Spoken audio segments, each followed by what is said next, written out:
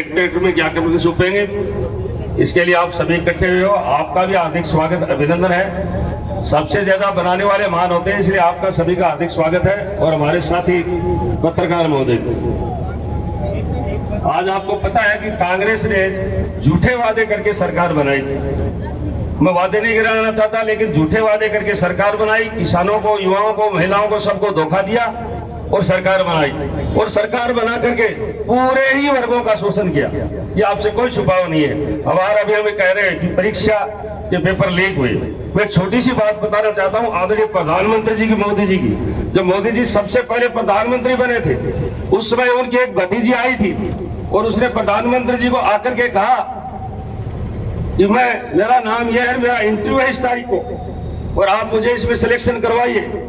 आदरणीय मोदी जी ने क्या कहा और क्या किया, एक अंदर से लिफाफा लाया और उसमें 100 डाले या 1000 डाले, कितने डाले पैसे उसमें डाल करके, और भतीजी को कहा कि मेरे देश में जितनी भी बेटियां इस इंटरव्यू में आएंगी वो सभी ही मेरी भतीजी है, जिसकी योग्यता होगी वो उसमें आएगी। एक तो देश का प्रधानमंत्री ये कह रहा है और यहाँ पेपर लीक ही नहीं, आपको सब पता है नियुक्तियां भी जो पेपर के द्वारा हुई है वो किसकी हुई है, ये भी आपसे छुपा हुआ नहीं है। अब आप क्या चाहते हो, इससे आपको देख ले, युवाओं के साथ धोखा किया।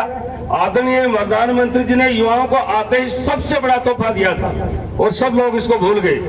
आदरणीय प्रधानमंत्री जो ही पहली बार शपथ ग्रहण करी, उसके 1 महीने के अंदर अंदर युवाओं को, देश के युवाओं को ये सबसे बड़ा तोहफा दिया था कि आज तक जो भी युवा वर्ग, जो भी कोई फॉर्म भरेगा, परीक्षा का हो, चाहे किसी भी वैकेंसी निकली उसकी, किसी भी अफसर का हो, चाहे कर्मचारी का हो, कोई भी जो फॉर्म करेगा उसका डॉक्यूमेंट्स कोड करेगा, अटेस्टेड युवा वर्ग खुद ही कैंडिडेट करेगा। और पहले युवा वर्ग आपको पता है अधिकारियों के पीछे पीछे घूमते रहते थे, वो सबसे बड़ा युवाओं वो सबसे बड़ा काम था। आज 5-5 किलो गेहूं मिल रहे हैं किसानों को कोरोना के बाद में।